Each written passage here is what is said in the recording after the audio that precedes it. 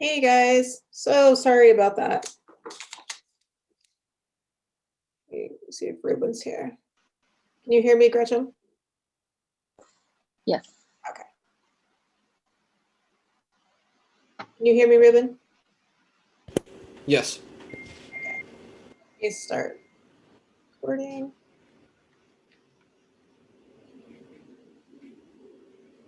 Sorry about that, guys. I don't know. Ever since I synced up my Zoom with my calendar, it's been acting really crazy and weird and changing stuff on me. Okay.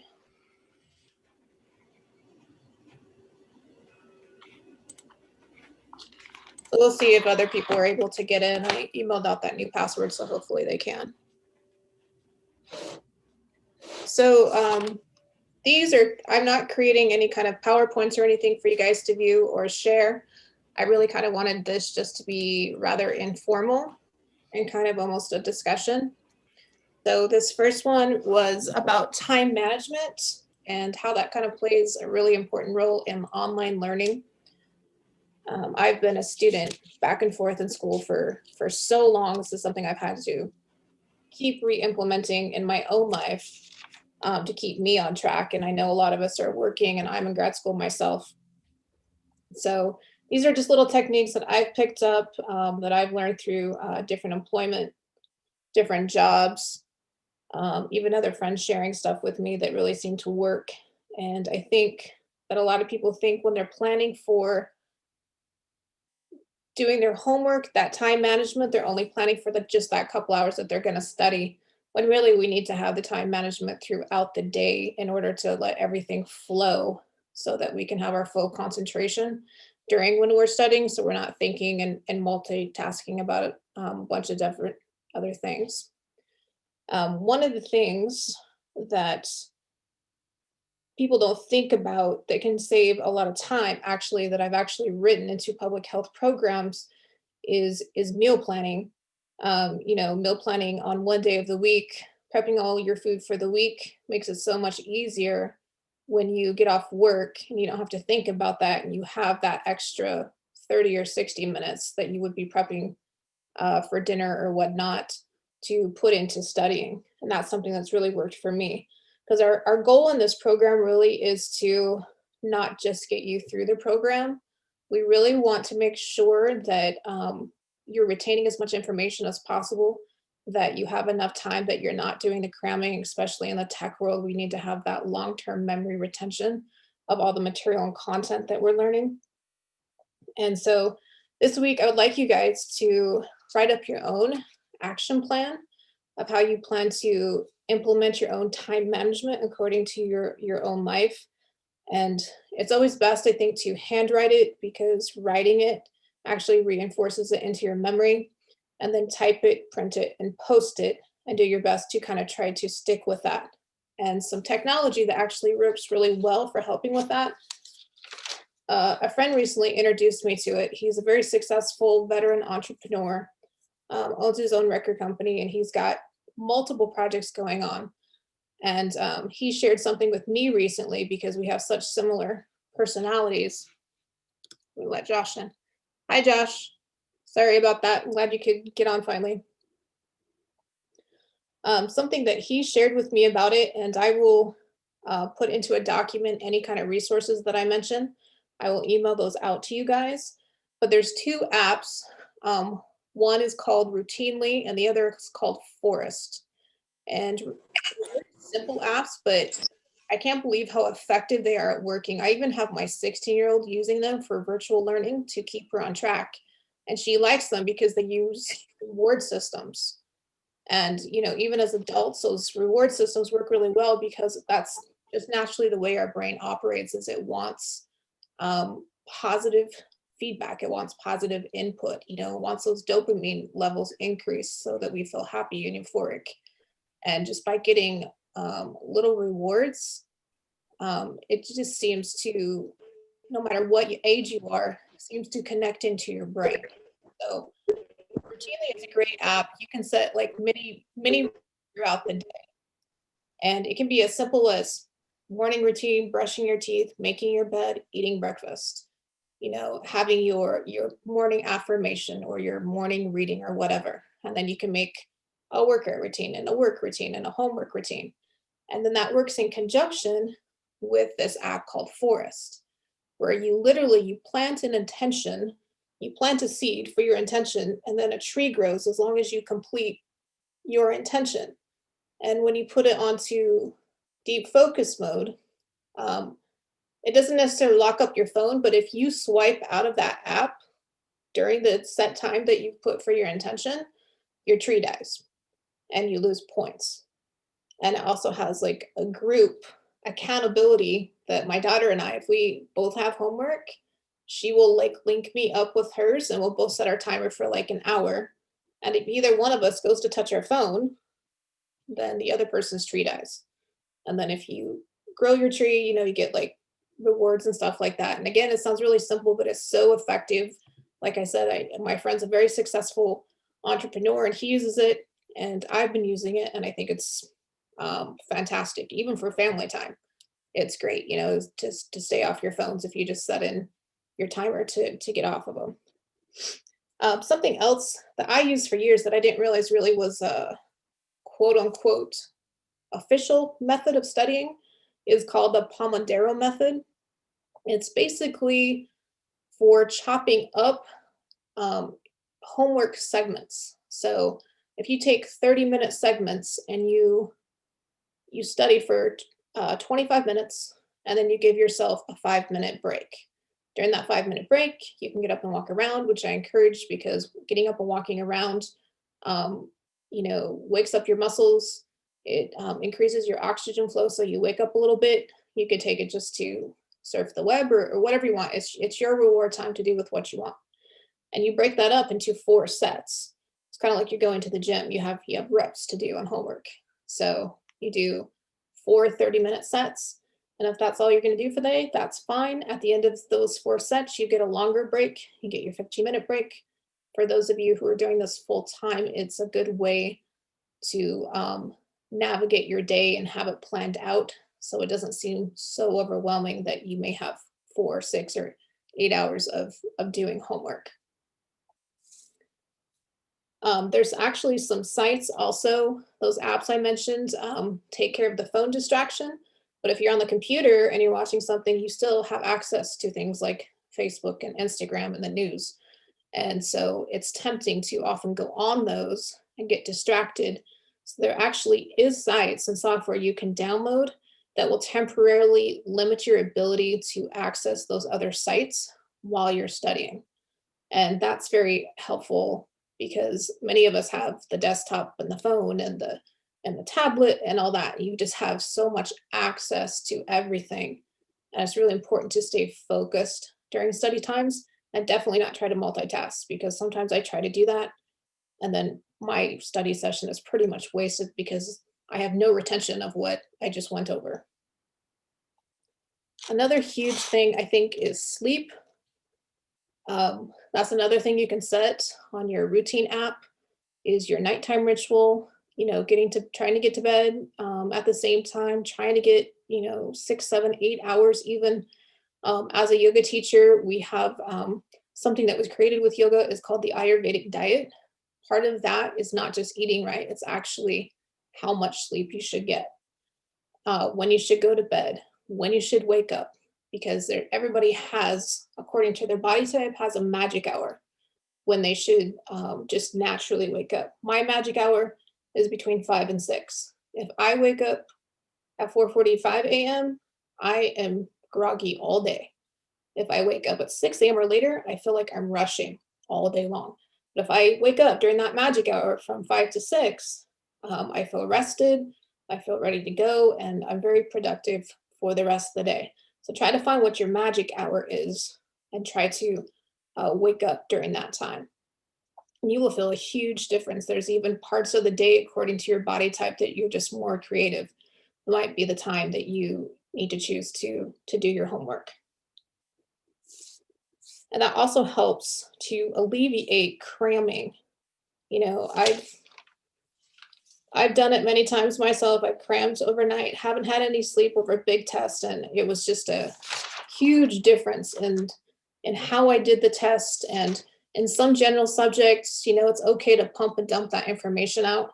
But when we're talking about tech stuff, it's really important to be able to retain that information and put it in the long-term memory banks versus the short ones where we put it in and then we forget it as soon as we've taken a test on it.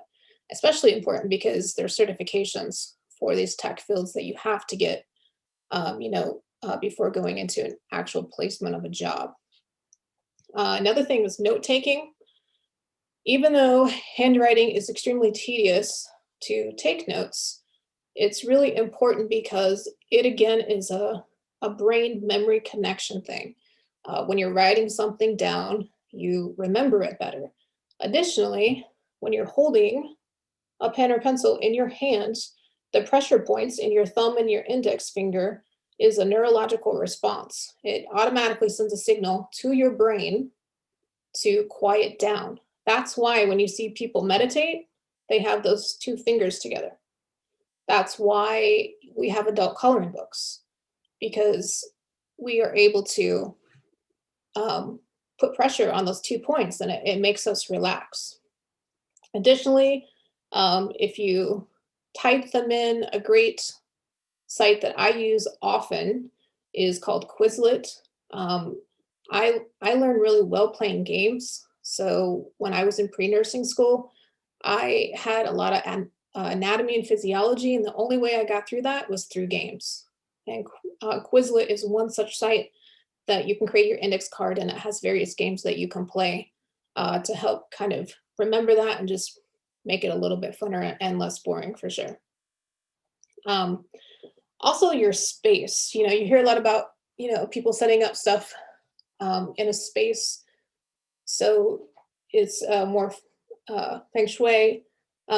Psychologically, when you're looking at your space, called organizational psychology, they will bring in those kind of psychologists to an office space to set it up so that there's a higher productivity from their employees. And when you trigger your sensory, it helps you remember.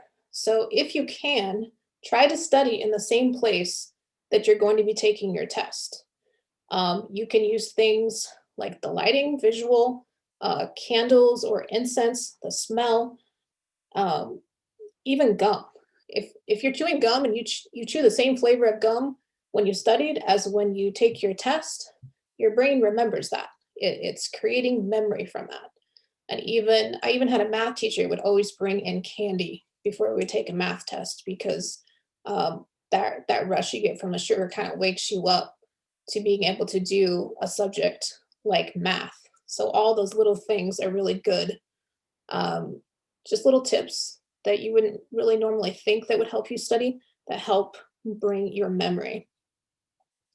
And the last things I want to talk about is breathing and meditation.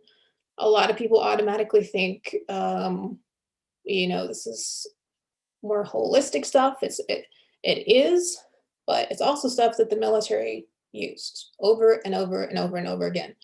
A lot of us taught box breathing. They teach box breathing so that you don't panic in a situation. It's the same thing with any kind of yogic breathing. There's so many different kinds of breathings you can do dependent on the situation, that the goal that you're trying to accomplish. And breathing for even 2 or 3 minutes at a time before you do your homework or before you do your test, it triggers an actual vagus nerve that increases neurotransmitter activity in your brain, and it literally tells your brain to quiet down. And so it's just a really nice way to kind of have a test prep. And additionally, the meditation. I actually did a test. I did a self test on myself when I was taking a pretty hard psych class from a Harvard professor. And I wanted to test if this really worked. Because I know Harvard's very big on their scientific research with holistic practice. And so I would meditate every other test, not every test, every other one for about 10 or 15 minutes. And when I meditate, I don't follow the traditional rule that you have to clear your head out. I don't really believe that everybody needs to do that in order to get benefit from it. I let my mind go wherever it wants to go. And then if I have something that I want to accomplish, like I want to pass this test, then during that meditation period, after I've given it its run to do what it wants, I start to focus on, I want to do well on this test. This is the grade I want. I'm not going to panic on this test. I'm not going to be distracted on this test. And I found that the times that I meditated versus the times that I didn't, I got a whole letter grade higher on my test. Some of them I aced 100% completely. And I could not believe the difference in just 10 minutes of meditation. And a whole letter grade is a lot. It is a lot when you're looking at grades. And it just makes you go into the testing more calm, more focused. And, even after you're done, you can do your affirmation. You can say it out loud. You can write it down that, I want an A on this test, or I want to pass this test, or I want to not panic on this test. All those little things that people don't think about or don't think that could work all go to mindset, which is something the military was huge on. They changed your mindset as soon as you walked into the door to perform a mission while we were in.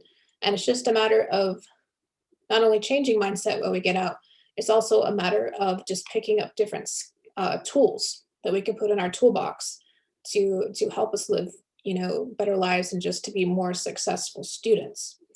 So can you guys tell me, is there anything that you guys do now that you can share for study tips or that you find that are effective?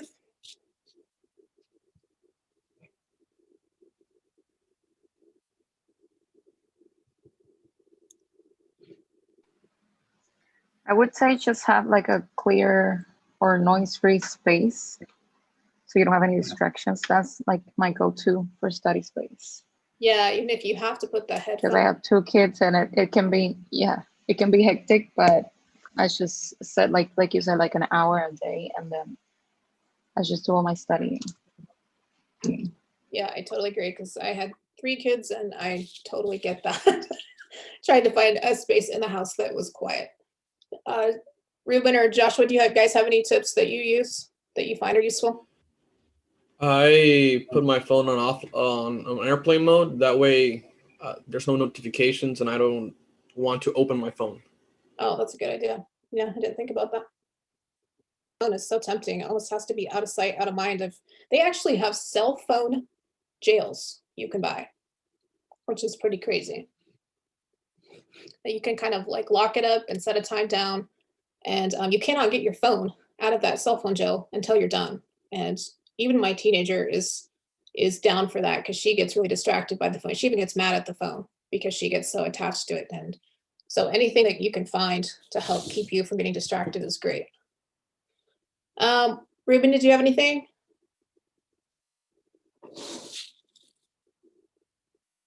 Did I have what?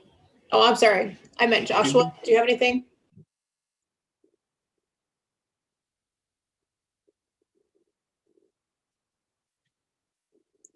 Well, if you, sorry again, guys, for this tech issue. Hopefully it won't happen again. And this will all get figured out by the next meeting. But thank you guys for being diligent and trying to get on and being patient today. I really appreciate it. If you guys have any questions about anything, don't hesitate to hit me up. I think you guys all have my email on 7Eagle now.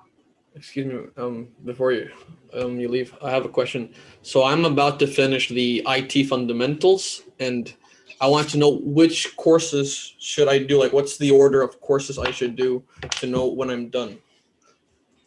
That would be a question for Becky, but I will contact her and ask her for the chronology of what those courses are, and I will email you. Thank you, ma'am. No problem. Any more questions?